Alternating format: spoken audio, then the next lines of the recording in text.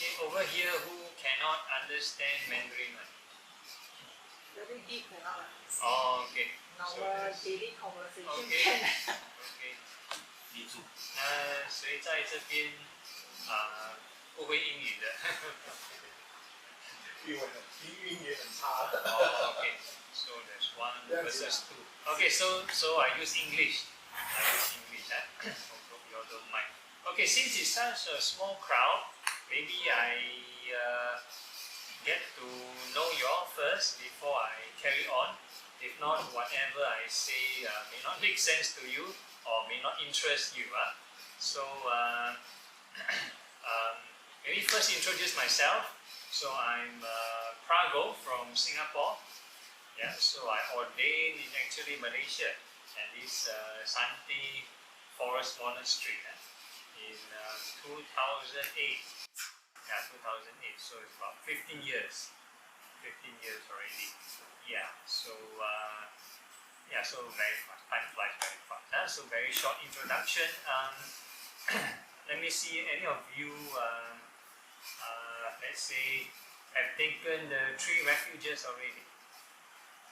Taken 3 refuges. You raise your hand. Take your 3 refuges maybe. Okay. How about 5 precepts?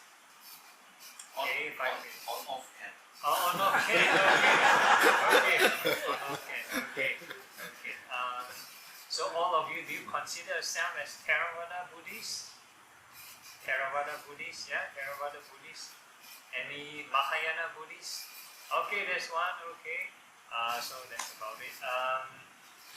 Okay, so today, actually the theme of the entire Dhamma tour for this month, they have a branding. They call it Against the Stream. Against the Stream. So actually, Terence initially wanted me to follow this Bhante Agacita. So entering the stream. So to me, like copying other people. So I don't want to have the same title. So I changed to Against the Stream. So the stream here refers to the stream of desire, stream of craving. So we have craving, we have certain maybe bad habits, certain bad habits or certain desires or cravings. And practicing Buddhism, practicing the Dhamma is like going against the stream, against the current. Very difficult. Who find practicing very easy? Yeah, like observe the precepts, sometimes not easy really. Okay, so we have many levels. Yeah, so we say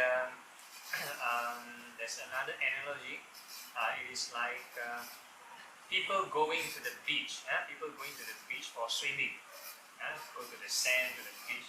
So how far will a person go into the ocean? Like normal family gathering. Some people just play at the sand. They don't want to even touch the water. So these are like people who just want to maybe just pai only, pai ping an. They don't want to learn so much. Then further down, closer to the shore, people maybe stepping a bit of the water. So these are like the people who just want to do dana. They want to do dana. They come to make offering, then they jabo. And no time to, where was time to observe precept? No time. They just, just do make some merit, do some charity, and they go off. Then you have people who enter deeper. Maybe they swim really start. These are people who take 3 refuge, 5 precept. So they are training. So the precepts are called training rules. Training rules. We volunteer. 我愿意受持. So you volunteer to take up the precept. So nobody force you. So it's a volunteer thing, and it is not easy also, because when we swim, lots of currents. The current, the ocean so big, or the stream is the current or direction. So you're swimming against certain currents sometimes. So it's that's a starting point. And some people say, observing 5 precepts and actually the 3 refuges is a kind of meditation also. If you want to know more, so I'll explain more later. And if you go further, some people don't want to swim, they want to go diving. They want to go diving, snorkeling, diving into the ocean. So this one is maybe people who want to practice meditation. More serious, they want to talk about, okay, let's get out of samsara, that kind of thing. How many of you interested to get out of samsara? Okay, quite a number. I'm not interested. Not interested. Okay, do you have any other special vow or something? You want to stay in samsara? Go to Pure Land, okay. Yeah, so Mahayana have different vow. So I always make this joke normally between the Theravada and the Mahayana. We have this joke. I always say Theravada Buddhists are Tiasi Buddhists. Tiasi Buddhists. We don't want to die so many times. So we are Tiasi Buddhists. We want to quickly get out. So Tiasi Buddhists. Then Mahayana Buddhists are the Tiasu Buddhists. Tiasu Buddhists. They want to perfect everything, then become Buddha. So one is Tiasu and one is Tiasi. So simplified way, but actually Pure Land practice is a compromise, Pure Land compromise. The other schools of the Bodhisattva path don't want to get reborn many times. So maybe Pure Land can be closer to Theravada. They compromise. You come to Pure Land, you don't have to die so many times also. Then you perfect ready, then you can become Buddha straight away once you graduate. So quite similar compromise. So okay, so there is meditation, which is a bit like the diving, not easy. So as a lay person, how many of you ever learned meditation formally? Learn meditation before. Okay, so those are serious. You all have learned which style in particular? Just curious. Maybe anyone want to answer? Any style? No style? Freestyle? Various. Various style. Anapanasati. Okay. Okay. Wow. Okay. So it's the mixed martial arts style, So mixed meditation style. Okay. So all the yeah. So there might be a good point. So normally in our daily life, we have different functions. In our daily life, we have different functions. So in this Satipatthana Sutta, we have this mindfulness or mind states. Then they talk about the different cognitive functions. Sometimes we have a restricted mind, sometimes we have an expanded mind, sometimes it's unrestricted mind, and so on. So in our daily life, we have different this cognitive function. Sometimes we need to maybe read something, read the label. We do reading, we need to have restricted attention. Then sometimes maybe we driving across the road, we need to have wide attention, expanded mind. Then sometimes we relax with Zoho, then we have unrestricted mind, maybe a scattered mind. So we have different cognitive function.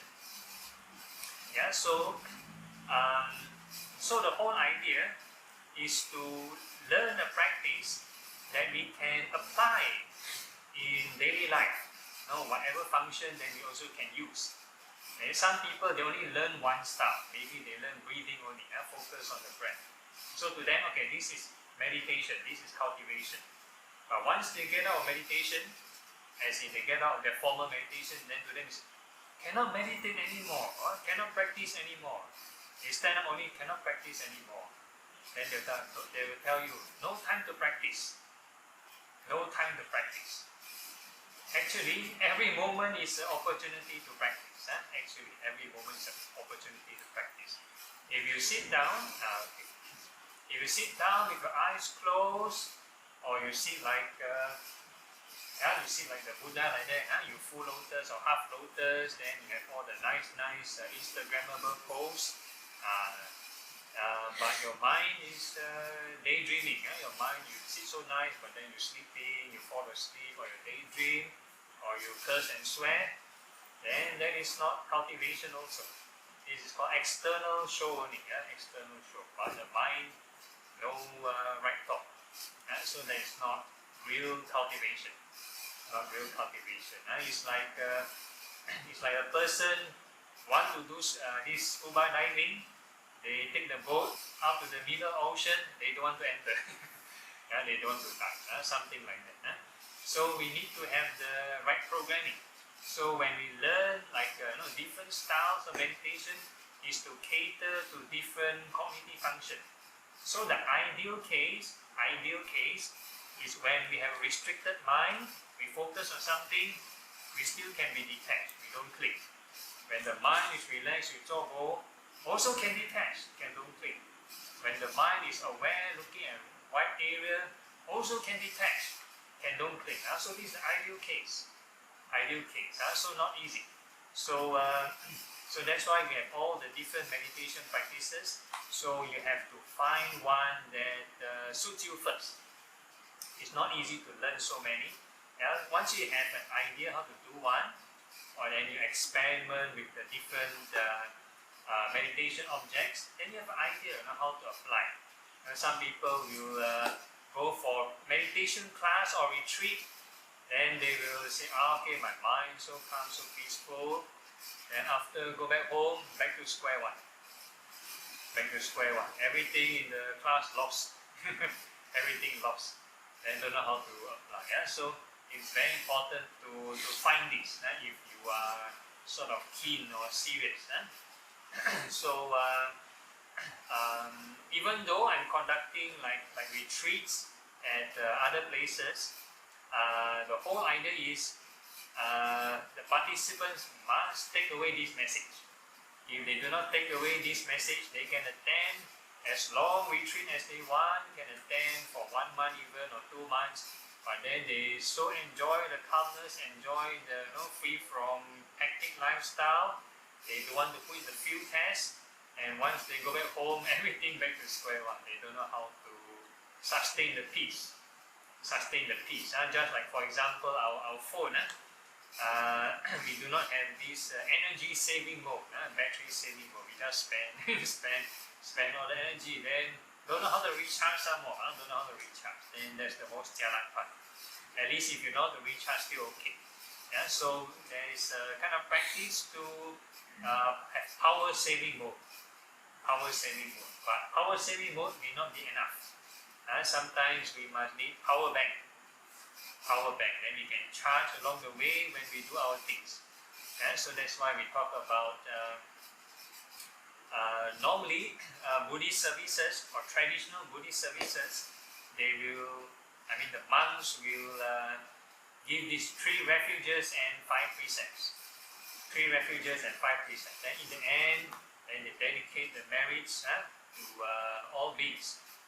Like that. So in one session, let's say a normal like a dana session, a person can cultivate 6 kinds of recollection. So this one can be done by a lay person who, let's say, who is still working. Only a few. The rest not working, retired already. Not working anymore. Okay, alright, well, it's very fortunate. Some people know. So you live like a retreat lifestyle really. Okay, so you're like full-time yogi. Okay, so for those who are working, the Buddha actually recommend certain meditation objects which you can do like 24/7. You don't have to restrict yourself to sitting, then must sit long hours, don't have to. So even when you're working, even when you're, let's say, playing with your children, also still can practice this thing. So it's together on the go. So first one is recollection of the Buddha. So this is the 4 Shuinian. So Nian Fo, this one is very important. So you can do this the whole day. You walking also can do, you makan also can chant. You can chant mentally, don't eat and chant, then you choke yourself. So mentally chant. You do your chores also can chant. So this one is the 4 Shuinian, Buddha Nusati, mindfulness of the Buddha's quality. So the traditional mindfulness of the Buddha's quality, very long chant, Itipiso, Bhagawa, Rangsama, all the way. So the Thai tradition, they shortcut. And they shortcut to just one word. You just chant Buddho. Just chant Buddho will do. So if you cannot remember all the words of the chanting, just one word, Buddho. Buddho means awakened mind. Awakened mind, Buddho. So that is the quality of the Buddha, awakened mind. So the rest of us who are not enlightened are still sleeping. Like sleeping, like a dream. Imagine how many of you have nightmares before? Nightmare before, like nightmare before. So nightmare, normally when we're in the nightmare, we think it's real, That's why we're so scared. We're so scared. Then until when we get shocked, we wake up at the time, laugh one. These are not real at all. So the analogy is like we are still asleep. We are still sleeping. Only the Buddha is awake. So actually this example is like analogy of our cognitive process. How does this sense of I come into being? How does this sense of being becomes real? Because there's an I, there's a self, then I will feel pain, I will feel happy because of the I is there. There's a self, right? So in Buddhism, ultimately to achieve this selflessness, no self. So that's the Buddhist way of overcoming suffering. So the normal way, conventional way of overcoming suffering is, or the mundane way of overcoming suffering. Let's say somebody is sick, not feeling well. What do you all do? If you are sick, what do you do? You go and see early. See doctor, take medicine, Okay, so this is the mundane way of seeing things, right? So actually nothing wrong. So what we are doing is a person can still maintain their desire. They still can maintain their craving and they get their problem solved. Like maybe some people want to overcome maybe aging. Then they see the Merongian, go to see the British or go buy makeup, whatever it is, right? Or dye their hair, no? So this is to maintain their craving, but sort of overcome the aging problem. So this is the mundane way of doing things. So the Buddhist way of doing things is to reduce craving, do reflection, reduce craving. So once the source of the problem, the expectation is overcome, then the external thing no issue. Wrinkle lah, hair fall down lah. No, it's like no issue, because you are not affected. You are not affected. The I is not affected because the I is not there. Eventually. So that's the mental part. So how does this sense of I is formed? And the sense of self is formed. And because we cling. So how to cling? For example, you all got watch TV show or not? Your favorite drama show or your favorite movie, right? The main character, if let's say they get into trouble, you also get worried for the character, right? Even though you know it's not real, but you still get worried, right? When the main character gets painful or injured, then you also get affected, emotionally affected. Or let's say even for horror movie, same with the nightmare.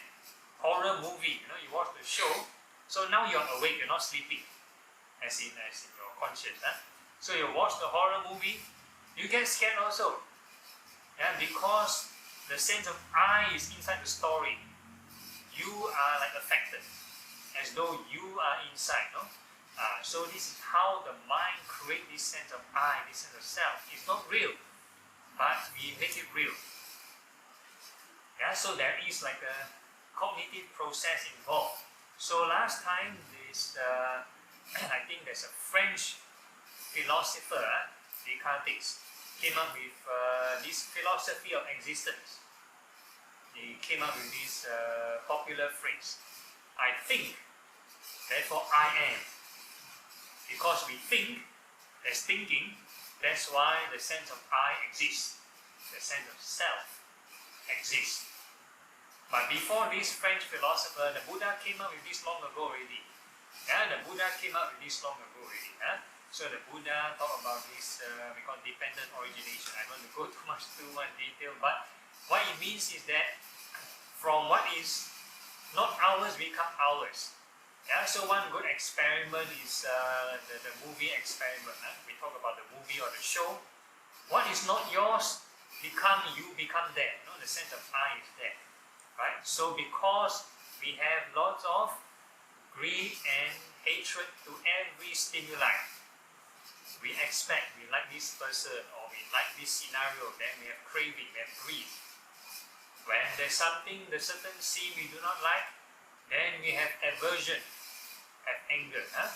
So same with all our senses, our eye, ear, nose, tongue, body and mind. Whatever we see, hear, smell, think, taste and touch. Yeah, then we have greed. When it's nice things, then we have greed. We want some more. We want some more.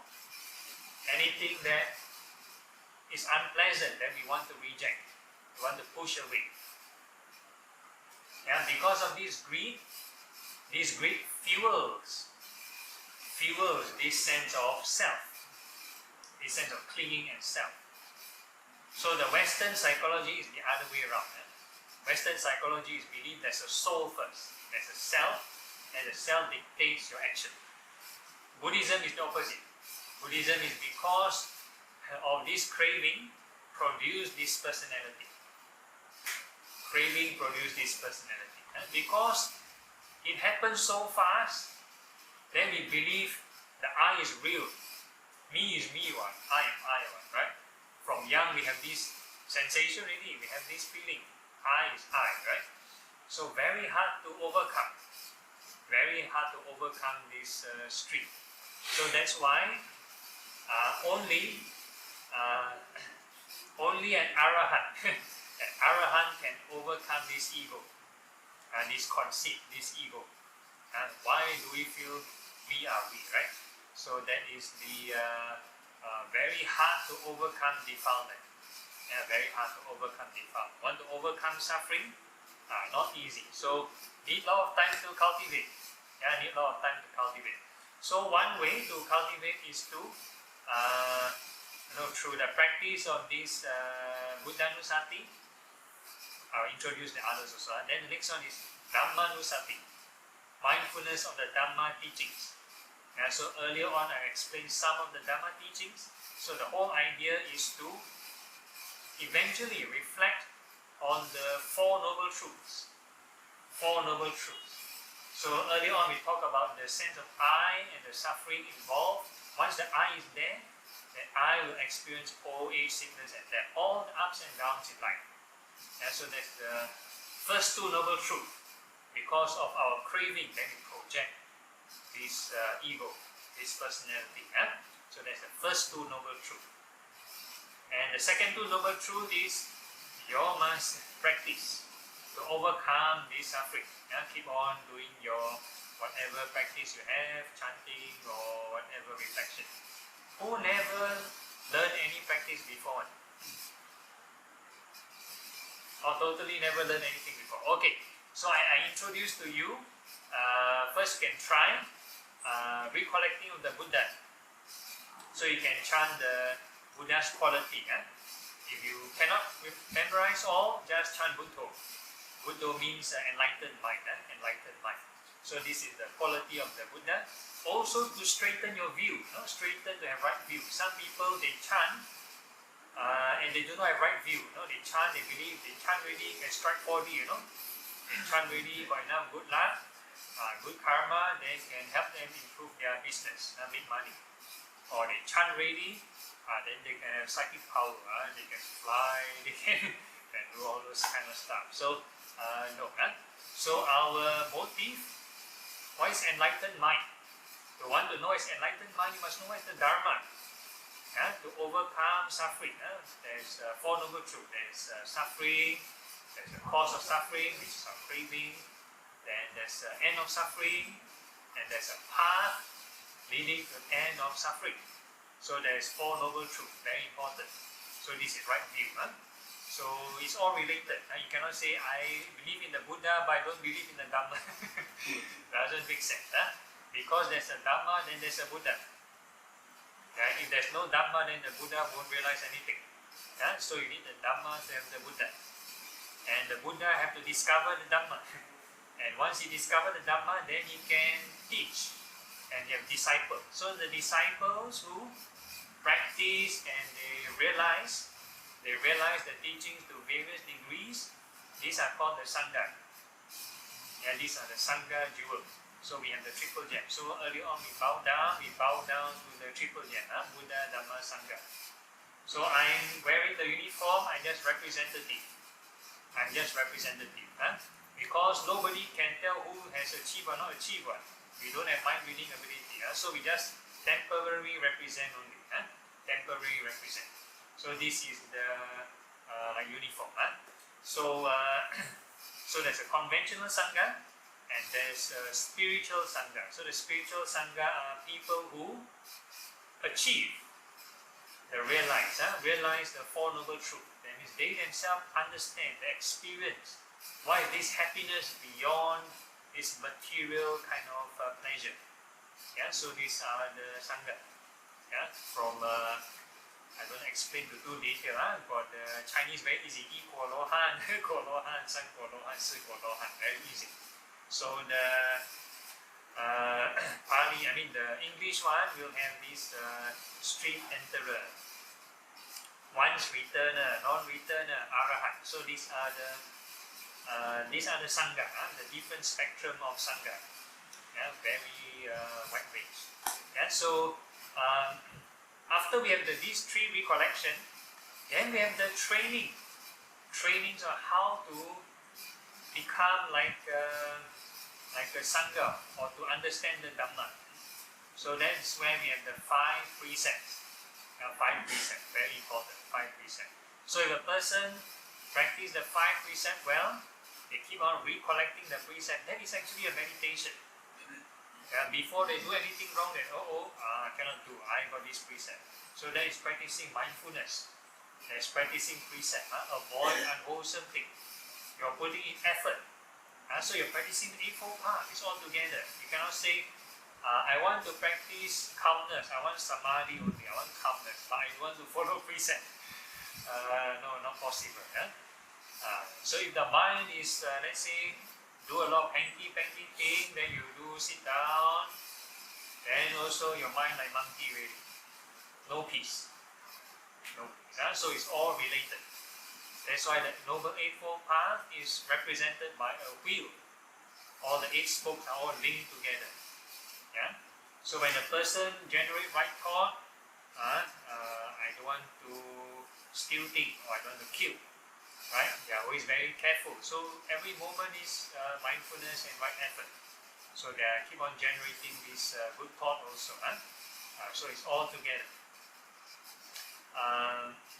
But everything we practice must start off with mindfulness of the Buddha, so to have right view. If not, a person will forget, then they practice the precept, it's like wayang. Put on the show. I don't want to kill on the steal. Everything don't do lah. Everything don't do lah. If that's the case, any hospital coma patient can observe a few thousand precepts, no problem. Hospital coma patient, they cannot tell lies, right? They cannot steal, they cannot kill, they just lie down there, the meter down there, they cannot do anything, right? So, you can give them 1,000 precepts, no problem. So that's not the purpose of the precept. The purpose of precept is because we have various defilements. So the precept is to help us grow, and help us to change, have this inner transformation. So it's a good thing we have struggle. So that means we know we are changing.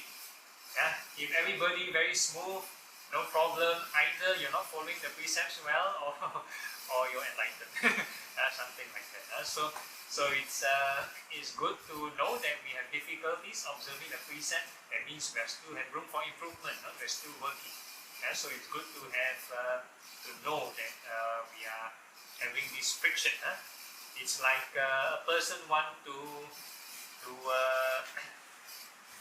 make furniture.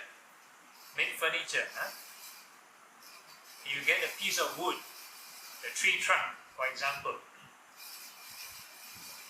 Before you imagine a person got a tree trunk, you don't straight away start off with painting the tree trunk. You only paint the tree trunk, and you paint the wood only after you finish cutting and fouling and everything. So that is the last stage. So a person want to follow the precept smoothly. It's like that's the last stage, very smooth already. Then you get paid. So all of us have rough edges. We need a lot of tools to help us. Do the sawing, do the chipping, do the cutting, the fouling, the sanding. So that's why we have the precept and the meditation is to make us into a smooth furniture, to make us into the correct shape. And that's why we need all these different practices. So the precepts is one, and the 5 precepts. Who do not know the 5 precepts? All know, you all heard before 5 precepts. So these are training rules. To reduce greed and anger, very important. Then after the 5 precepts, then we have recollection of your generosity, jaganusati, recollection of your generosity. All the good things you've done before in your life, you recollect them. Keep on thinking of them. So that is every moment generating good karma. Then the last one is this recollection of the devas.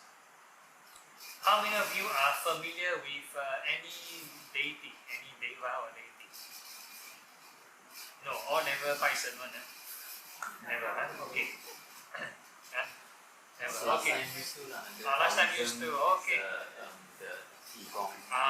Okay. Or even Guan Yin. Okay. Yeah, so in Buddhism we believe there's this Ufasan, these guardian devas. So if you're not inclined, never mind. For those who are inclined to the devas, probably in the Buddha's time, a lot of the Hindu, a lot of the Brahmanism, then they have a lot of faith in the various deities, all the devas. So they can use the good qualities of the devas and reflect on them. Because ultimately, it is not about which deva or which Buddha or which Bodhisattva. Because who have seen the Buddha before? Nobody. Who have seen the Bodhisattva or deity before? Never. It's a perception. Right? So what we are doing is when we perceive something, we think of a good quality, we are actually, we call it positive reinforcement in psychology. Positive reinforcement. We are encouraging us to develop or head toward this good quality. So it doesn't matter which character, the main thing is the virtue. It can be your virtue, that's why we have this jaganusati, recollect your virtue. Or if you don't have any virtue to want to think of, then you think of other people's virtue. So it can be a deva, can be a Buddha, Bodhisattva, doesn't matter. So the whole idea is keep on thinking of virtue. Then what will happen is, if you keep on doing it non-stop, standing, sitting, walking, lying down, sleeping, never mind, you can forget. Sleeping, you just focus on sleeping. After you cannot sleep, then you got black eye, then you blame me. So when sleeping, then never mind. But if you lie down, still awake, you can recollect, no problem. So whole day keep on thinking of these, any of these qualities, of this virtue. Every moment you're generating good karma. Then what will happen is the mind will saturate. Then something will happen. You will develop samadhi.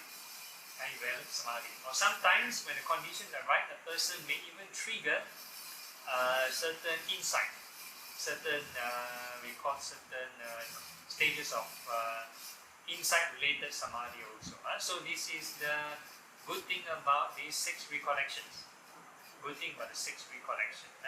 So it's meant for newcomers also. Even if you sit down listening to me, also can mentally chant. Because sometimes you go for Dhamma talk, you listen to the Dhamma speaker. The Dhamma speaker say one sentence, yeah, makes sense, for 1 second. Then afterwards, the mind go back to square one. Daydream, worry this, what to do next. Then no effect. No effect. So that's why the recollection comes in. Every moment keep thinking. So the example I use is, the ancient cavemen, when they want to start a fire, they take the 2 rubbing sticks and they rub many times until got smoke, until got spark, until got fire. Yeah, so that's how they start the fire. So the same thing, when we want to recollect and have some spiritual experience, we cannot just rub one, then we just forget it. Nothing will happen. Not enough friction, not enough heat. So we need to keep on repeating until something happens. Until got fire. So this recollection, you want to chant the Buddha's name, think of the Dhamma, think of the Sangha. Same. Keep on repeating until something happens. Yeah. So that's the short talk. I'm going to open the floor for Q&A. So I've given like the general advice or solution against the stream. Hopefully it's sufficient or helpful for most people. Okay, so time for Q&A. I don't want to give too long. Okay, what Bhante mentioned just now, frankly speaking, I cannot capture all. Okay. Bhante says 6, I capture 6, I managed to capture 5. Okay. Not sure whether it's correct or not. Think of Buddha, Yes. think of precept, Dhamma, recollect on the Dhamma. Okay. Okay, recollect on the Dhamma. Triple Gen. Okay. Okay, and then the Sangha. Okay. And then pick the precept. Okay. And then think of good things you do. Okay. And then think of Deva. Yeah. So you remember all 6.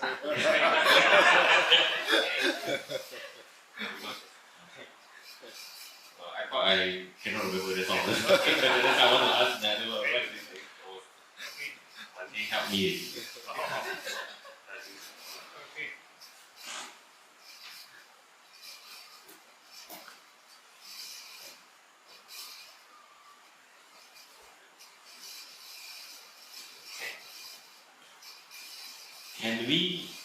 Can we increase our recollection power? How to increase our recollection power? Meaning to say that one day, say one time, I can remember already. Memory, okay. So for memory, a lot of Buddhists out there nowadays, they mix memory with mindfulness, Memory as mindfulness. Then they'll tell you 正念, mindfulness. So actually very different. So if you want to improve your memory, you need to have this memory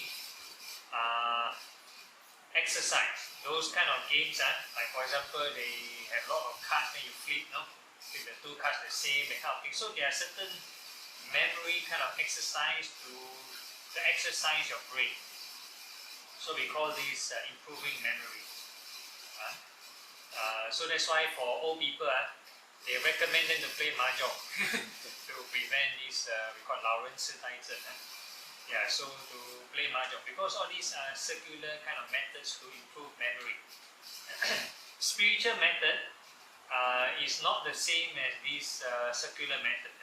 So the spiritual mindfulness is all about detachment. A person can be very forgetful, but still very spiritual. And vice versa. A person can be very good in their memory, but may not be spiritual. Yeah.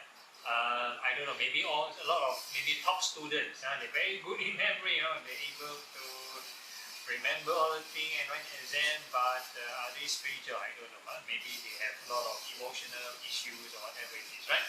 Or maybe some people are very good memory, then that's why they very high performer in their office, in work, very high performer, because they very sharp, very sharp mental capacity, very good in memory, remember who owe them money on the accounting, very sharp memory, but maybe very frustrated, very angry, very upset in life also have. So having good memory is not equals to mindfulness, different from Zhen.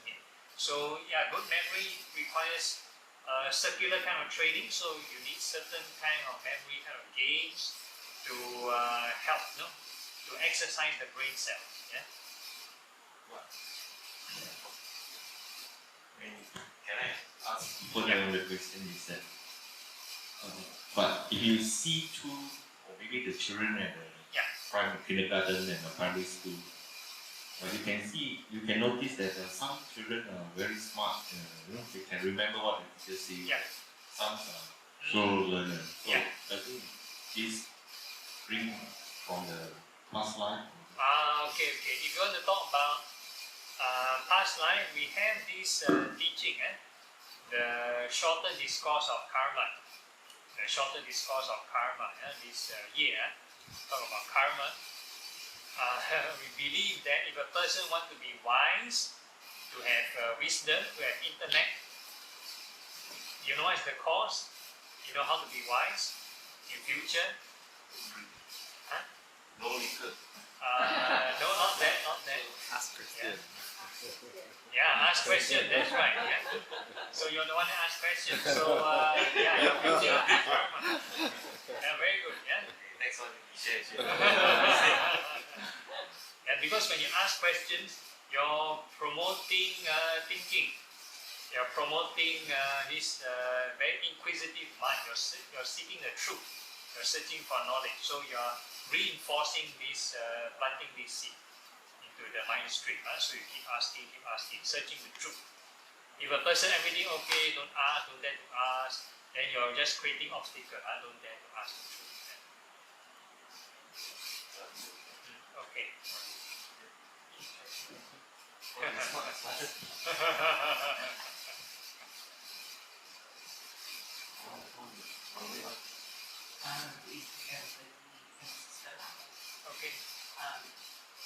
I just like to know from my view, it seems those who meditate constantly, is it one of the ways to their memory won't regress as No, not necessarily. Depends on what kind of meditation you're doing.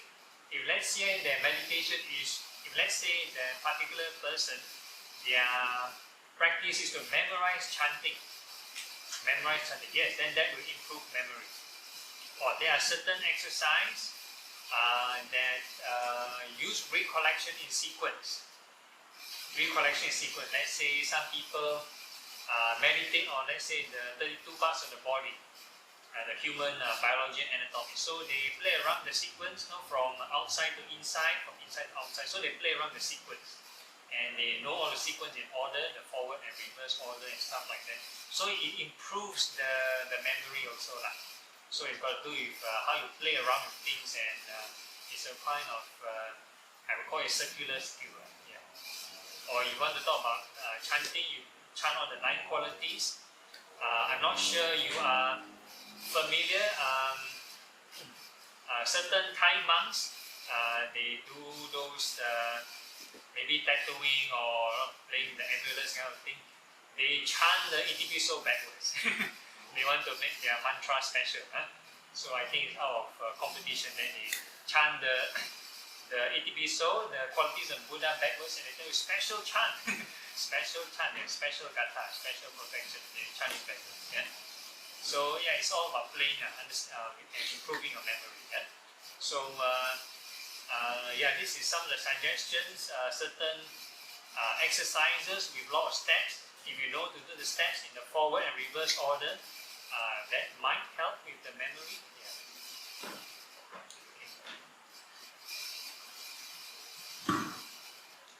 I would like to ask question about mindfulness and memory. Okay. Just now that you mentioned that mindfulness cannot increase the memory, right? Yeah. I want to know if a person who practice mindfulness in his daily life, does this practice can improve the memory? Because if one don't practice mindfulness in the daily life, we tend to do things, the autopilot way. Okay. So a lot of times we cannot remember what we did because we do it automatically. But when we practice mindfulness in our daily life, do you think that we can memorize or remember more things compared to, we do things the autopilot way? Yeah, a lot of people they mix up this mundane secular kind of mindfulness versus spiritual right mindfulness. Because in Chinese, for example, let's say you forget to bring your keys out, then your Buddhist friends will tell you, hey, no mindfulness. So the term mindfulness has been very misused. Or let's say, for example, you trip and fall, you're not careful, and people will say, no mindfulness. Yeah, the term mindfulness has been very misused in the Buddhist community. But in the non-Buddhist setting, people will tell you, you forgetful, or you're not careful, next time be more careful, if you want to don't trip and fall. So so in the non-Buddhist community, they in fact are using the right terms. The Buddhist community, we overuse mindfulness into the wrong context, the wrong thing. So in Chinese translation, we have this issue.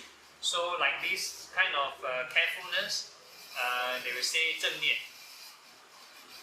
Then the spiritual kind of mindfulness, they also say 正念. So the actual definition of right mindfulness is to be mindful of the impermanence of body, feeling, the mind, and the Dhamma. Yeah? So it's all about watching, rising, and passing only. Yeah, nothing to do with memory actually. Yeah, so I give one example, the scriptural example. So earlier on I give the modern, like the corporate kind of example. So now I'm going to give scriptural example. For example, have you heard of this story of this Arahan Chula Pandaka? Arahan Chula Pandaka is the monk who is like intellectually challenged, cannot memorize things on. He cannot memorize chanting. He memorized one verse, he want to memorize the second verse, he forget the first verse. Something like that. So he's so jalan. So he kind of chased out by the group of monks that sort of specialize in memorized chanting. So he's so upset. He's crying outside the monastery, and the Buddha happened to walk past. And the Buddha happened to pass by and ask, why are you crying? So he say, because his fellow monks chase him up, so he upset and cried. So the Buddha say, don't worry, you're still the disciple of the Buddha. So the Buddha asked him to follow to his room and give him special assignment. Do cleaning. Yeah, so you don't have to memorize long thing, a lot of thing. Just memorize one word. Just use one word. So the Buddha gave him one cloth, a white color cloth, and asked him to wipe something. Yeah, so the Buddha just asked him to repeat one word, white color, white. So the Buddha asked him, can you memorize one word? Yeah, one word can, no problem. Yeah, so you just say white color, white. Because the cloth is white, so when you clean something, white. Then you need to turn the cloth, because the cloth will get dirty. So when he saw dirt from a white cloth to a brown or black, then he realized the truth. Yeah, so because of this mindfulness, he realized. Yeah, so that mindfulness, that realization or detachment is different from memory. It's not memory. Yeah? Then the other case study, the opposite would be like this Venerable Ananda. Venerable Ananda is the foremost in memory. the Buddha's attendant, basically the Buddha's tape recorder, or rather the Buddha's tape recorder. He can memorize all the Buddha's teachings. Whatever the Buddha say, he'll be down there listening. And he can remember everything. Yeah? Even if he's not beside the Buddha, he will ask the Buddha, what do you teach when I'm away? Yeah? And the Buddha will repeat and he'll remember everything. That's how sharp his mind. So even a person with this extreme kind of memory is not enlightened. Yeah, when the Buddha was still alive, all the way here, he served the Buddha for so many years, and the moment of Buddha's death, he's still not enlightened. Only after the Buddha passed away, then he decided to work hard.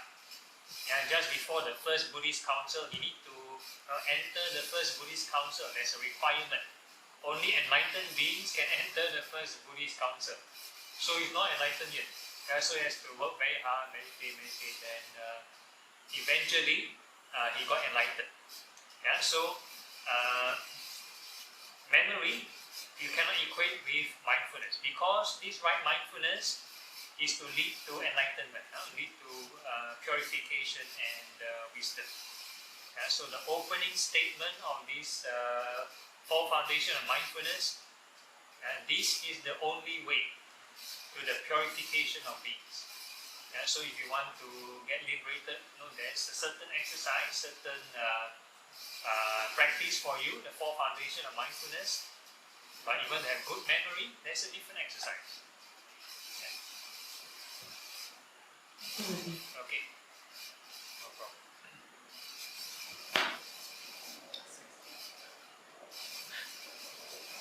No question.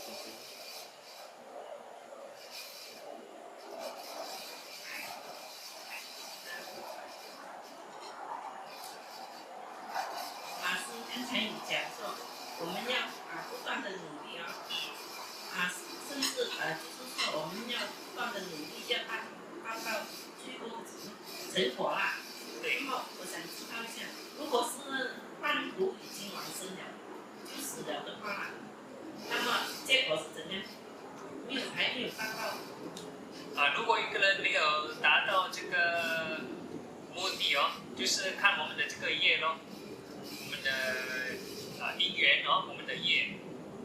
那如果我们很诚心一直要学佛的话我们就种了很多这个善的业了咯所以未来世就会等这个善的业成熟了这样子咯。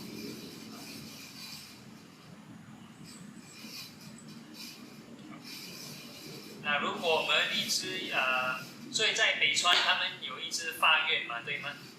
发愿，所以发愿是造一种业来的我们造这个业因为我们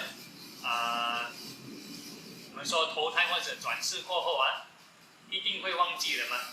我也忘记我前世做了什么所以因为我们造了种了这个因缘每时每刻我们有修行嘛，或者发愿所以下一世就这个就会成熟咯，就会对佛法有兴趣嘞对佛法有兴趣嘞就是这样子咯所以很重要所以每次我们发愿或者我们南传就是要有这个正思维啦所以我们在造这个因缘咯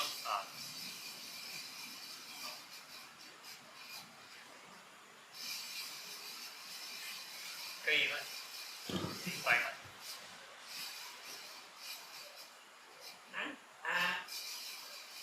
法师所讲的就是说，我们随我们的因缘，将来我们不知道发生什么事情未来就不懂了就是我们要看我们当下到底每时每刻会平静吗？如果我们当下有这个善的念头就是未来世就是善的地方咯，这样咯。如果是好像我们北传这样，我们是说求生净土如果是我们的意念是就算我们没有修道我们也是也会去这个净土的地方。OK， 这个我就不会回答了因为我看不到嘛，我看不到净土所以我们就说如果我们造了这个善业的话就有种这个因缘咯有种这个因缘咯，所以不管什么咒语都好念佛陀都好，或者念阿弥陀佛都好如果一个人诚心每时每刻没有停息，没有停止去一直念这个佛号的话一个人可以入定也是可以入定所以这个定力呢在南传里面是这个我们说是禅定了，所以一个人可以投胎做这个梵天神梵天神梵天神可是如果是念佛法门，他的目的不是做梵天神对了，不他是要去净土对了要去净土，就是如果一个人没有解脱的话，他会去一个地方啦很像净土或者是净土就是从这个地方才继续修行这样子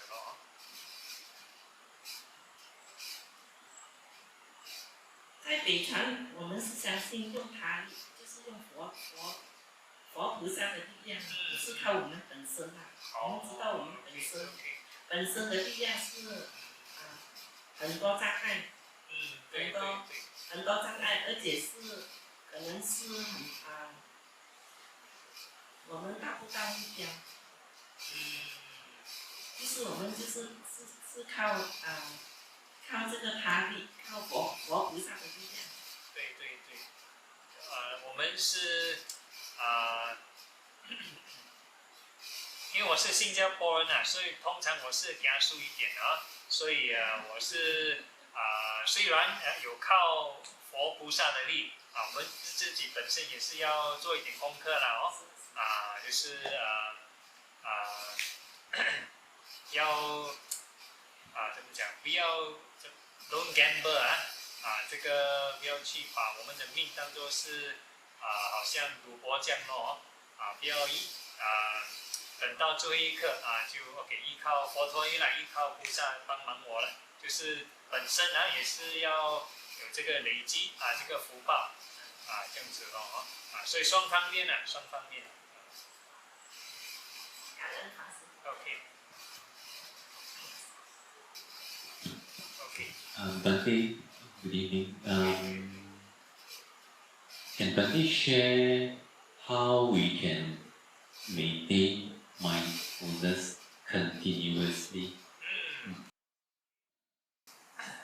So depends on what kind of meditation object you wish to specialize. So earlier on I recommended like the 6 contemplation exercises, from the mindfulness of the triple gem and so on. So if a person can recollect any of the 6, or you want to have a variety of the 6 the whole day, that is practicing mindfulness also, mindfulness of the Buddha or mindfulness of Dhamma. So normally, if you want to talk about circular mindfulness, then like we're mindful of the weather, mindful of the political news, mindful of the stock market. So these are worldly kind of mindfulness. So we are mindful of certain spiritual things, so that will train or make our mind more stable. So that is one kind of mindfulness. But if you think your mind is stable enough, then you can be mindful of impermanence. Mindful of impermanence. So this impermanence is not about dramatizing or visualizing certain concepts in general. Everybody will share diamond is impermanent one. So it's not that kind of vague thing. So we start off, if you want to use the sutta, starting from the mindfulness of the body. So I would prefer like mindfulness of the 4 elements. If you use the 4 element sensations, this is evidential. You don't have to imagine, no visualization, no speculation, no imagination. So every moment we can feel the 4 elements.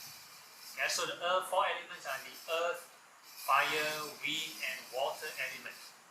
Yeah, so these are not magical things. So earth element represents any hard or soft sensation. So like the floor, something hard. So this is earth element.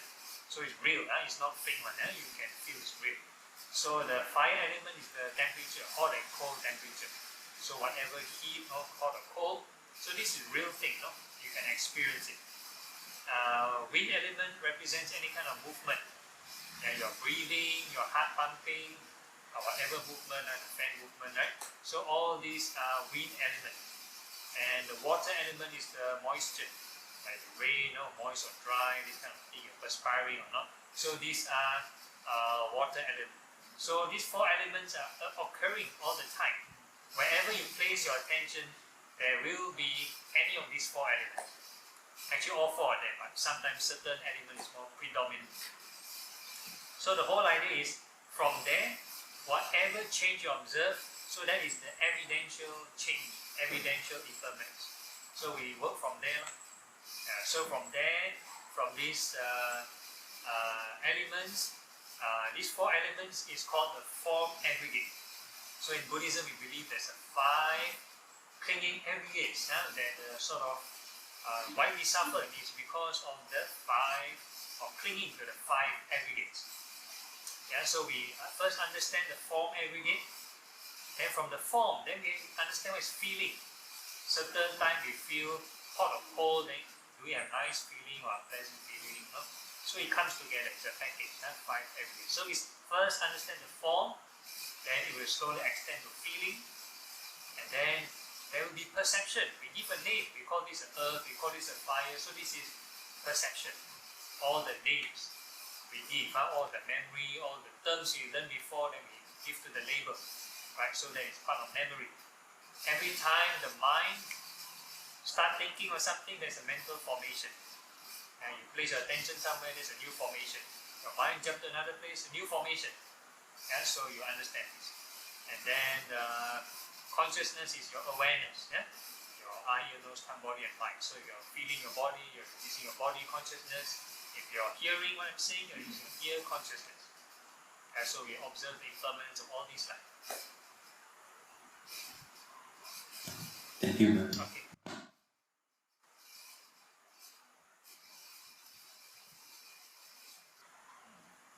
I see Bante works a lot with the youth, especially in Singapore. Okay.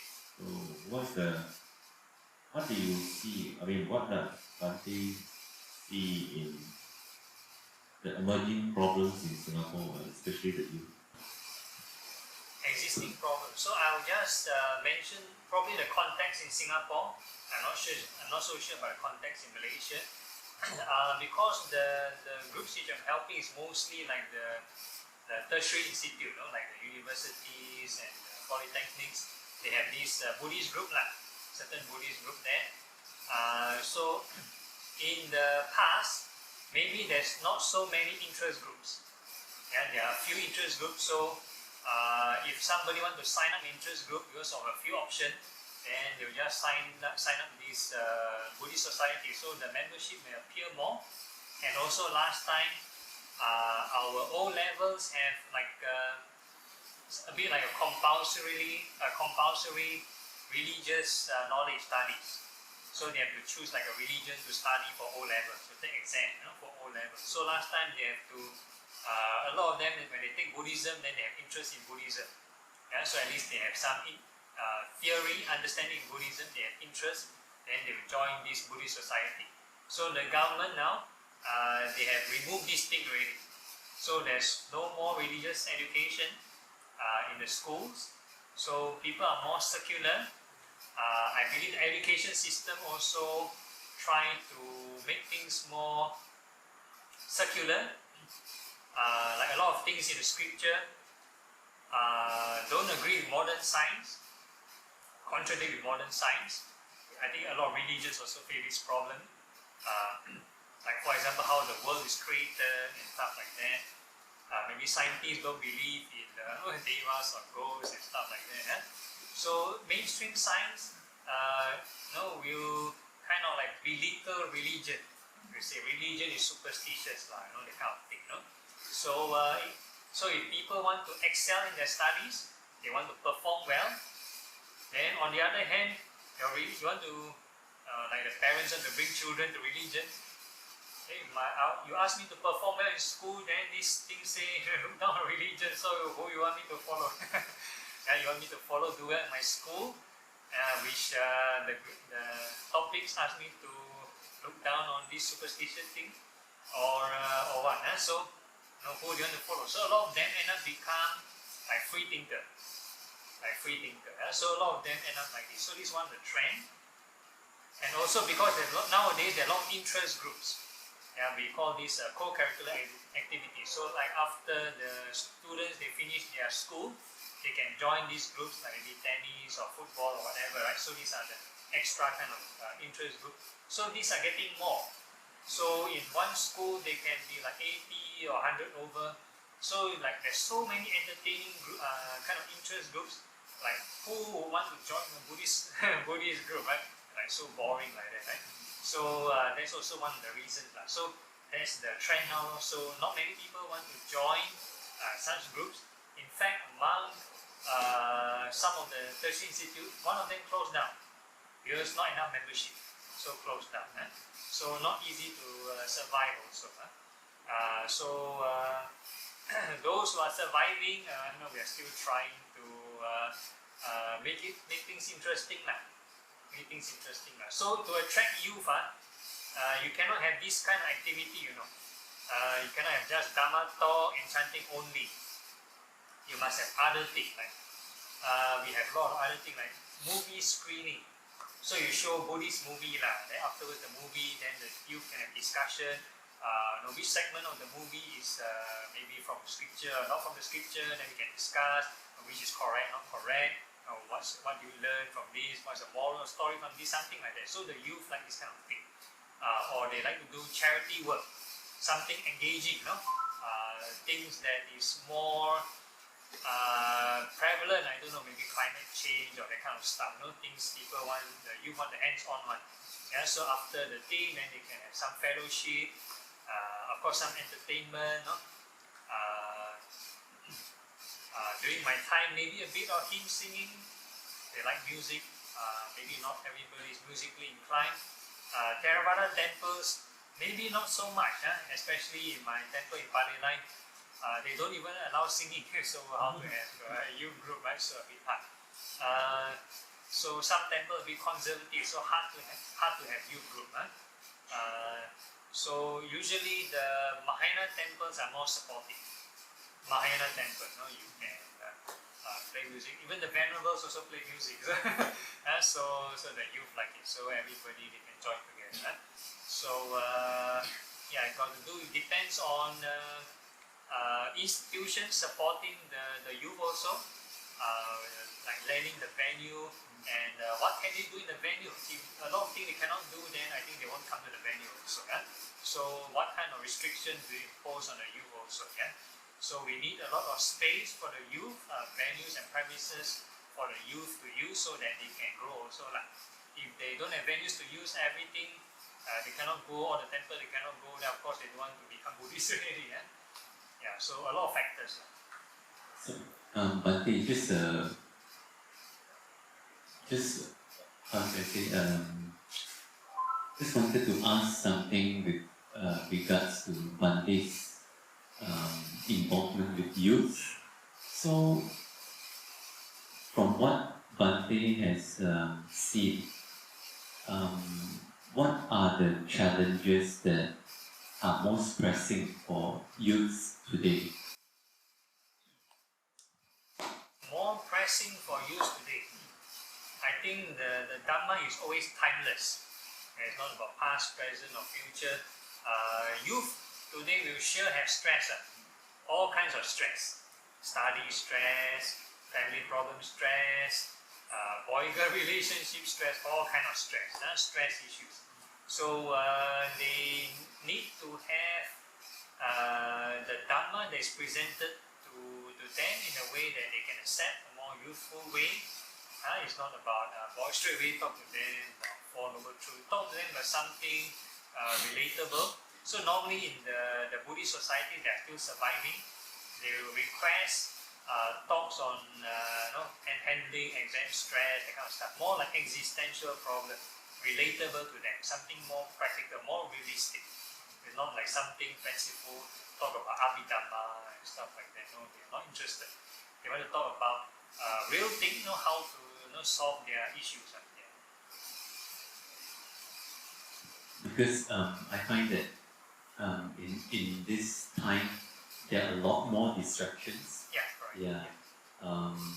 Be it either from technology, or even like from the music scene, or even people in general. Yeah, correct. Yeah, especially after COVID, I find for myself, people are more easily agitated. Yeah, after COVID, I'm not sure whether it's all pent up anger or. I see. Yeah, so the secular mind or the very hedonistic mind will relieve stress using secular methods. So they just maintain their craving, and then they just switch to another activity. Like let's say you feel stressed at work, and go shopping lor. They maintain what they can do what they want. They don't have to change anything. They don't have to transform anything. They maintain their craving and they just change activity, like switch attention to some other place.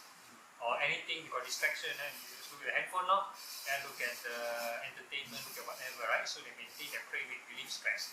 So the whole idea is we cannot force those people to come to get interested in Buddhism. They may not have interest. So the whole idea is to let nature take its course. They will do this until they get tired of it. So only when they get tired of this, then they want some other solution. So that is where they will look for spirituality. So this is where our advertisement, our marketing is actually the real life practitioners. How you behave, how you portray yourself, whether you are at peace, how you handle situation. If they're impressed by what you're doing, they will want to learn. Yeah, so that's about it. So it's about attracting the right crowd. Yeah, no point trying to now there are some youth groups, they just want to get numbers. So they make everything so entertaining, so fun, then they attract the group that is not interested one. Yeah, so they attract over. It will be good if they have a system after the fun and play. They have a system to make them like learn the Dhamma. Yeah, but most of them don't have. So after they play, then the numbers just dwindle. Then they have recruitment drive again for this fun camp, and the numbers are gone. So it's a bit wasting resources. Wasting resources. Yeah. Anything else? So this one, the youth thing. You guess who is doing very well? The Christians. Christians are doing very well because they have like youth ministry, full-time paid staff doing this kind of work, coming up programs, calling the youth. Hey, we have this, you want to come or not? So a lot of skill involved. The person relation, this PR touch, personal touch. It's not like some poster that you do not know anybody. So these are the people who come personally talk to you, or even go to your house to talk to you. So they have this kind of thing. So they have paid staff to do. Yeah? So a lot of times also may be due to Buddhist economics. How Buddhists in general fund their do their funding. How they channel their funding basically.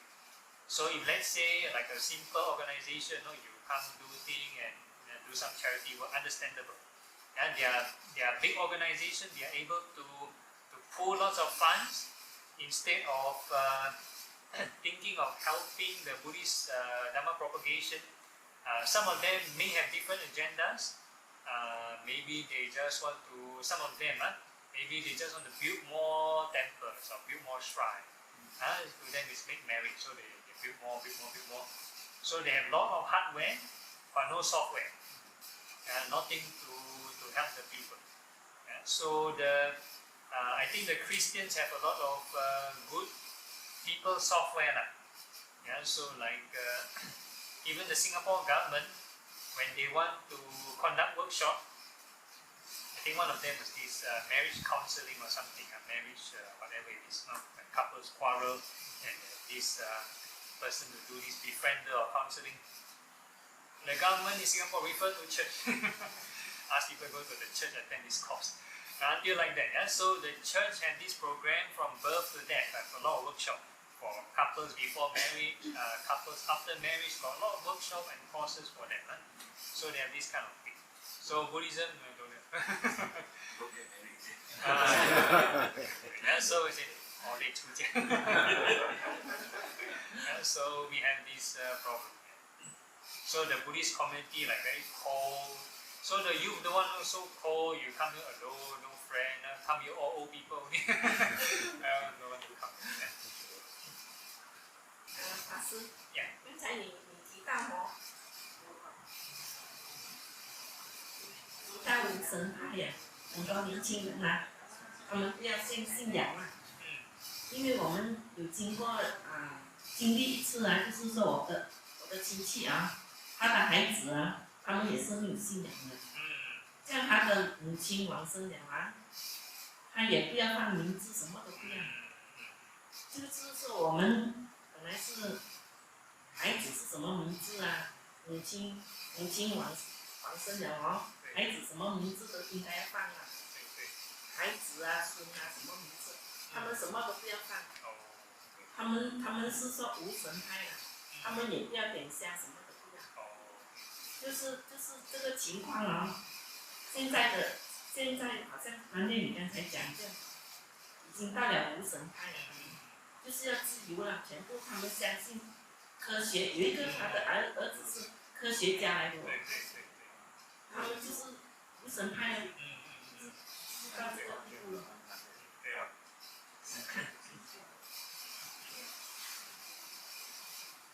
所以这个the atheism is the fastest growing belief.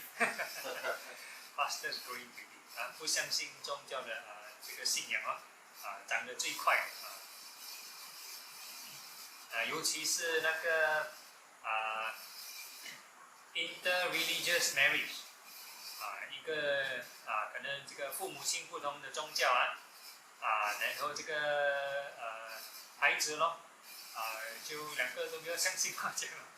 如果他相信一个，一个父母亲可能不高兴然后相信另外一个，另外一个又不高兴最好是不要相信这样子有些是这样